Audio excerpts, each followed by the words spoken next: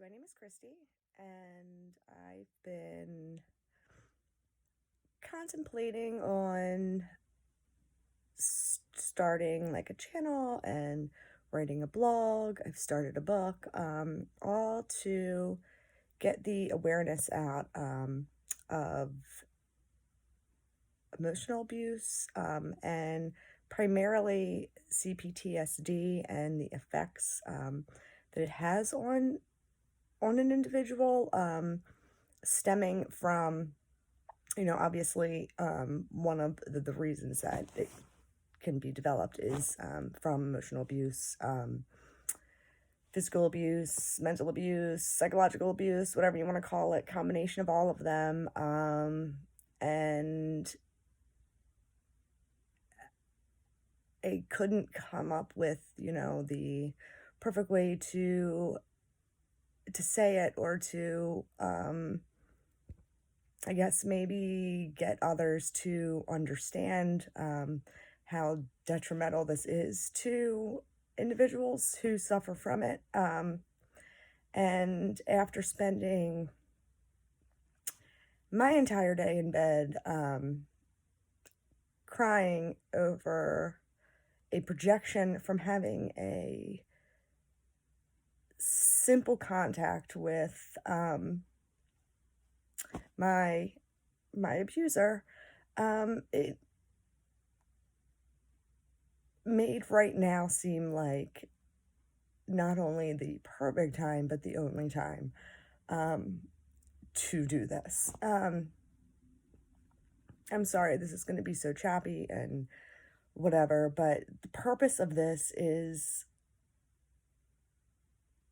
like I said, to get awareness, but more so, like, if I can, or if this video, or maybe, future videos and everybody coming together can help at least one other person out, and maybe prevent them from feeling like this, then it's worth it, and it had to be done. I think a big problem is our judicial system, and how there is no justice for the people, women, men, anyone, facing these issues. And they all, it's like they ask why we stick around, and, you shouldn't have stayed with somebody like that. But it's not like we do it because we enjoy the pain that, comes along with it. We do it because we were puppets, like, in a show, and it was, the tactics that used to manipulate and to cut down the, already low self-esteemed, like, hard on their sleeve individuals over time. And, before you know it, you're blindly believing that they are your sole source of survival, and you've been isolated, and you've been, lied to, and you've been tricked and fooled, and, every aspect of your life has been, the control has been gone and has been handed to these people. And then, they say, well, like, speak up and stand out and do this. But, anyone who has been there knows that, like, speaking up is usually, the repercussions are far worse than just, I guess, sucking it up and dealing with it. I'm currently going through a extremely hellish, painful, and lengthy divorce with my abuser. And I'm trying to stand up for myself. I'm trying to stand up for not only myself, but so that, like, this doesn't keep happening to people, that people, will speak up, because something will be done about it, and they won't endure, the tenfold of, the consequences for standing up. but I've been very distraught, and I've been very disappointed, and I've been very disgusted, if I am honest, with our judicial system. And it's I can't say enough about my two lawyers. They are both, they have both been, wonderful. They have both believed in me. They have both believed me, and they have, both felt sorry for my situation. And as much as, that's kind of them, and, I appreciate their condolences, that doesn't change anything for me. That doesn't change anything for those who have also suffered this type of thing. And it was almost like they were like almost like afraid to stand up and to speak for it, because like they didn't want to what I was told, on several different accounts is, we don't want to waste the judge's time. We don't want to, like present this kind of information because, it's a waste of time, and, like the judge doesn't want to hear about this. Well, their waste of time is my life. It is all of my time. It is all that I have worked for. It is all that I have achieved. And then to have it just swiped away by the one person who I had thought had my back, and I had thought I couldn't survive without. It's a hard thing to swallow. And when there's no no system in place that you can rely on to help turn this around, then why would anyone speak up? Why would anyone try, to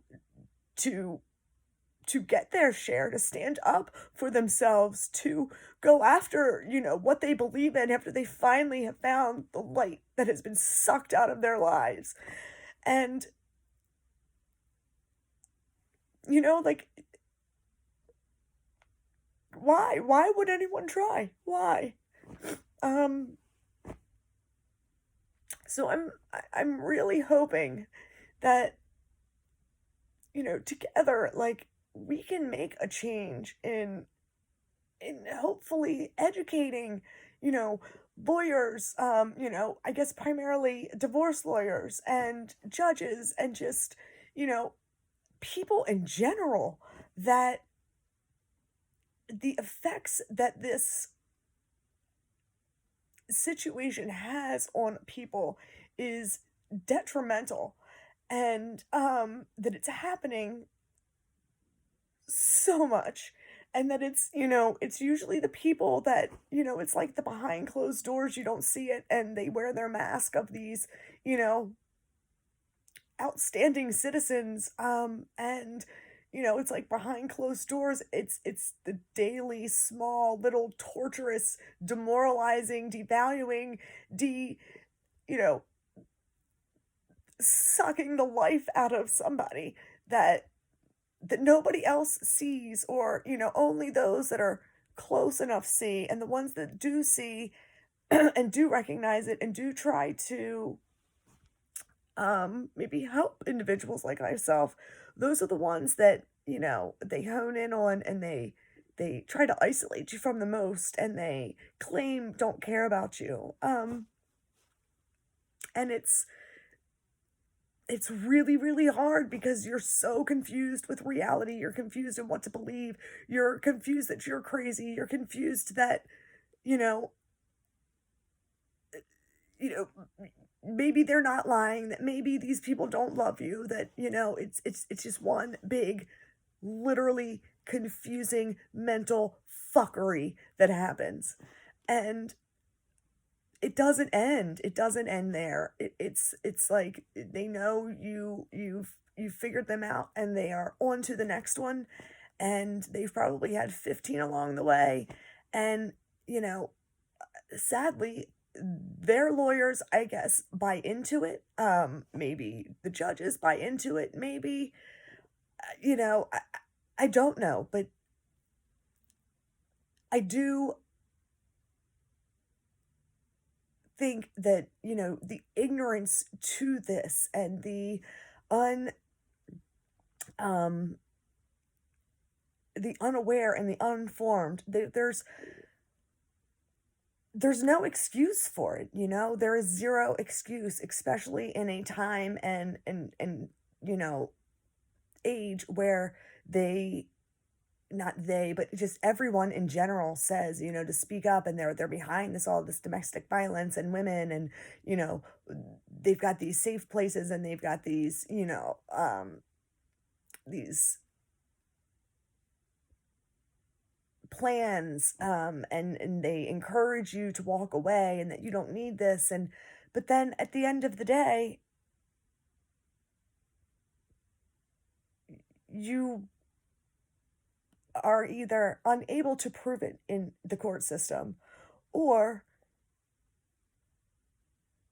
the the judge, or and or lawyers are unaware and uneducated of the extent that it does to one, and then claim that you just like shouldn't have trusted them, which is in my case. What I'm really having a hard time dealing with is, the verdict of this was that, I had been, um, I filed for, or my husband had filed for divorce, um, after an incident where the state had filed charges on him, from a scene or a domestic violent issue where the police had been called out to the house. I wasn't, you know, I wasn't going to press charges because, again, I was scared. This was a few years ago.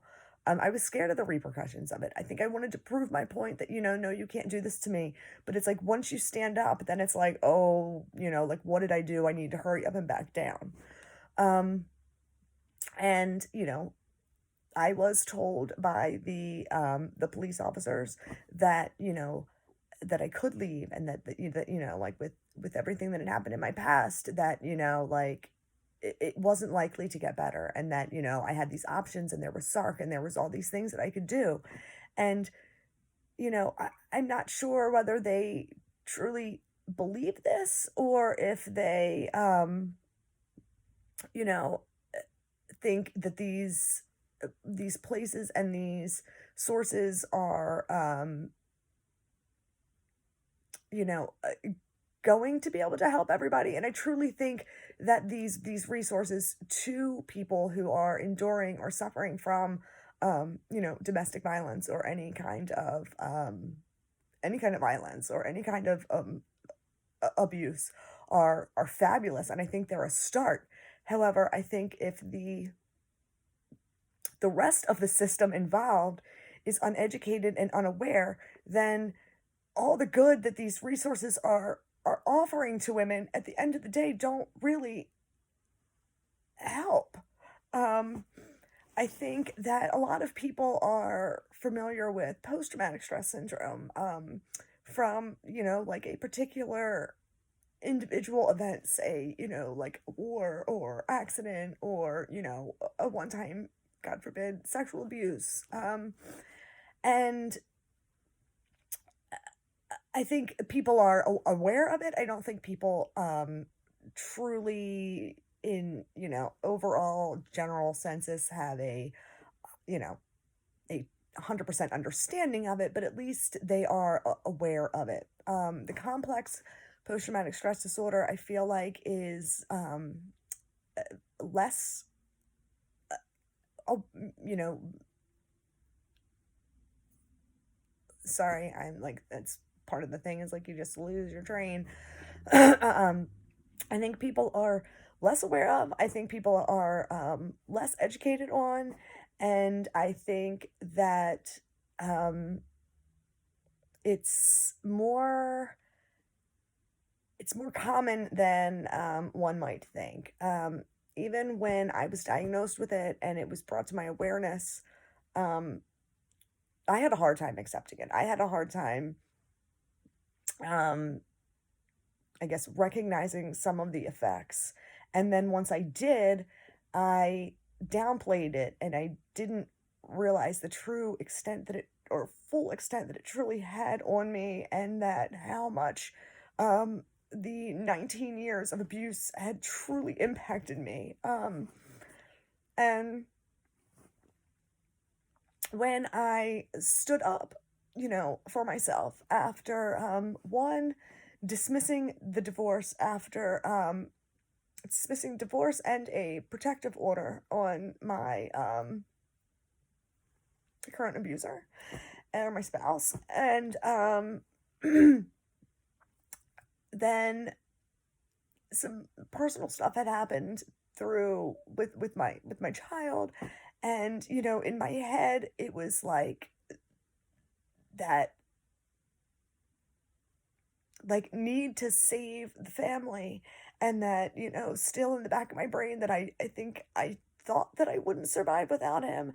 But my big thing was like, like, I really thought I could fix him. I really thought like I could make everything better. And I guess that's what got me through the 19 years, was it was always this, like, thought that I could fix him. And I feel like most people who are more susceptible to, being in an abusive relationship are kind of, like, that's the type of people that they kind of are. They wear their heart on their sleeves. They're fixers, they're people pleasers, they're givers, they're nurturers. And um I recognize that, like, that's something that I need to work on at a personal level, and there are many a things that I needed to work on at a personal level, and I have been trying to. Um, but this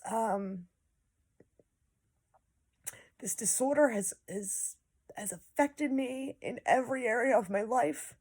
And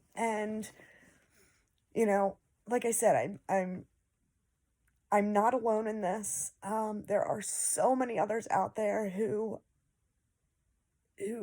are affected, or if they aren't yet, that they will be affected by it. And there are, the lucky ones who get to divorce or to walk away from their situation. And I don't want others to not, I guess, find the strength, or to continue to be discouraged to do it, because they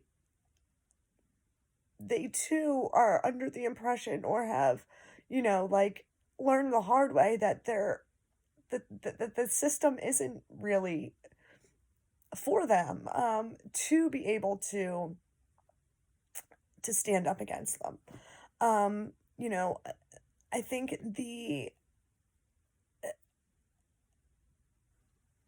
to not go through like my entire story, but I ended up, in efforts of trying to save the family, I signed a document that, under the right state of mind and under the, n- I guess, had I not been under the effects of, the CPTSD, and under the effects of the manipulation and the brainwashing, and the thoughts that go along with being manipulated for so long, I never in my right mind would have signed away everything, that I did. And once I was the contact was, I guess, like, decreased with my spouse, and um, I guess the self-help and the, therapy and the support of family and friends who helped me remember who I was and who I really am, made me realize, like, what I had done. And, like, I can't, like,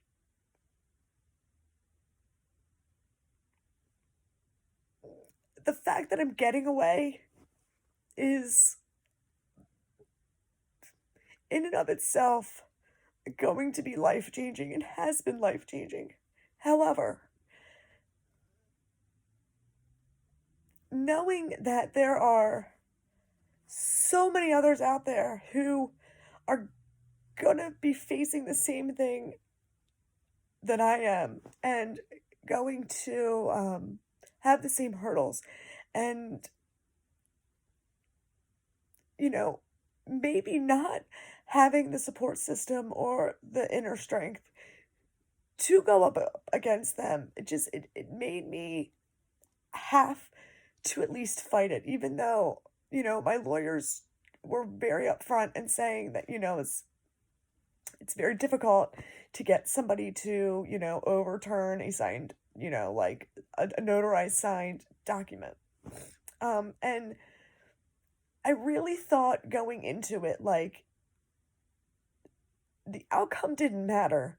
And I still believe this to an extent. It wasn't so much the outcome that mattered and if I got my way or if I didn't get my way. To me, it wasn't about any of that or the money or really any of the possessions, the house, anything, so to speak. It was about me for the first time truly standing up to him.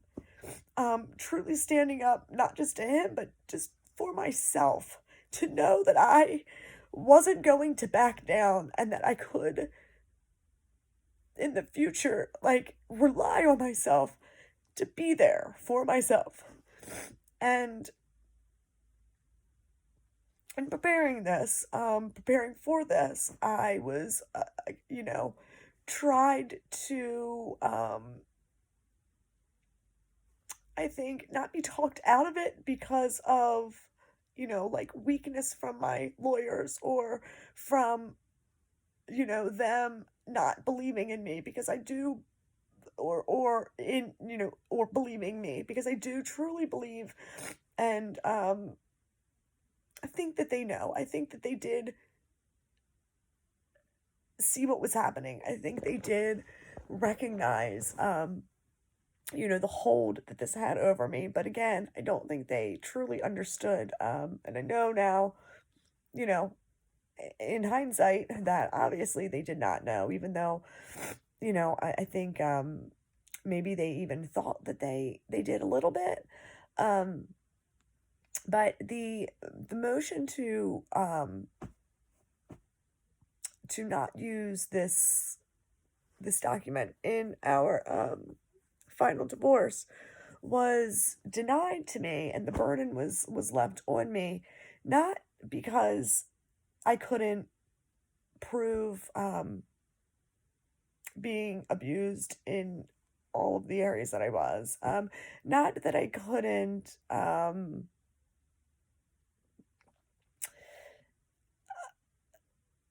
you know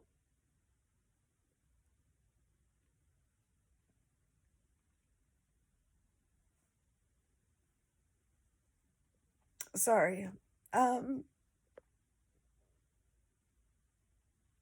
not that I couldn't, like, demonstrate and give examples of and have witnesses of and proof of um all of the different things that had gone on. It was based off of because I had been so extensively abused throughout the course of my marriage that there was no way I would have been able to trust my spouse. And I never should have thought that he would have had my best interest at heart, therefore making it a non confidential relationship. Therefore, the burden remains on me.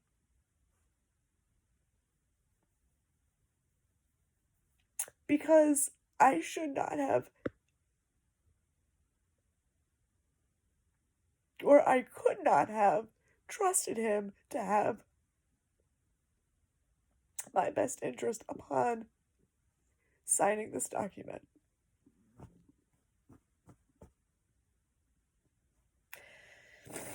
Not only is there zero justice in anything within that verdict,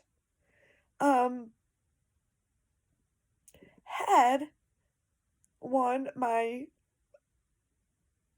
my lawyer a little more, I guess, knowledge on Cptsd, which I testified about several times having, um, or had the judge had a better understanding or, more knowledge in Cptsd, then they would have known that not only did I think that I trusted my husband, but that I thought he was my sole source of survival, trust, faith, belief. And granted, there are times when, you know that you shouldn't trust these people, and you know that they don't have your best interest at heart. But you quickly are then reminded or confused into believing again that the trust wasn't lost within them, that you yourself must have been confused. And like I said, it's just a crazy game of mind fuckery. But to hear that verdict come across, first off, made me angry. It made me angry. And it made me disappointed. And it made me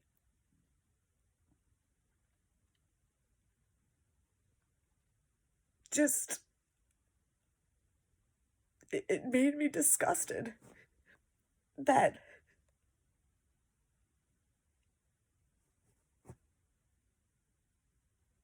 that's our country, that is our justice system, like telling me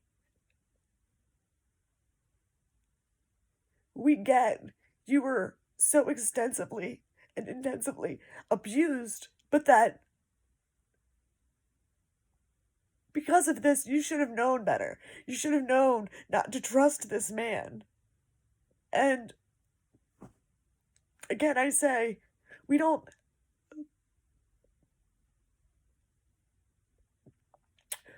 stay with them because we enjoy the pain. It's like, it's sad. It's really sad. So anyway, sorry this was all over the place. Sorry. I couldn't have had my thoughts a little bit better together. I am going to do another one, and basically just to, to raise awareness, to show people, like, not show people, but to help people, maybe come together and make a stand and, figure out how we can get education and awareness and understanding across through to not only our, our officers and our judges and our lawyers and our, just, I think, our victims, in general, and to people out there who, could be the next one. It's imperative, especially with just, the way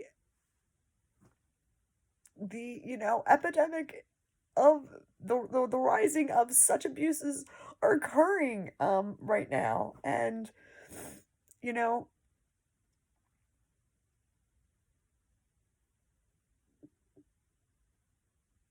we have to be able to stand up for ourselves. Like that's like the whole point, isn't it? Like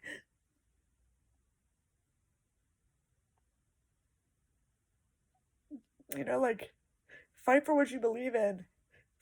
And I'm trying, and I'm getting discouraged, but I'm not going to give up. I'm not going to give up because if I can keep one other person in this world from feeling this pain, it's worth it. And I need to be that role model for my kids to know, like, it's not okay to be treated this way. And for my son to know it's not okay to treat somebody that way. And vice versa for the girls and guys, because I know it's not just girls alone who go through this. But it is a hard battle. It is a battle I've been fighting for years, sadly. And it's a battle that's not over or close to being over for me. But I'm gonna start this channel, and I think together we can make a change. And yeah, that's all I got for today. Promise next time, less watermarks. And well, yeah, that's it. Thanks for listening.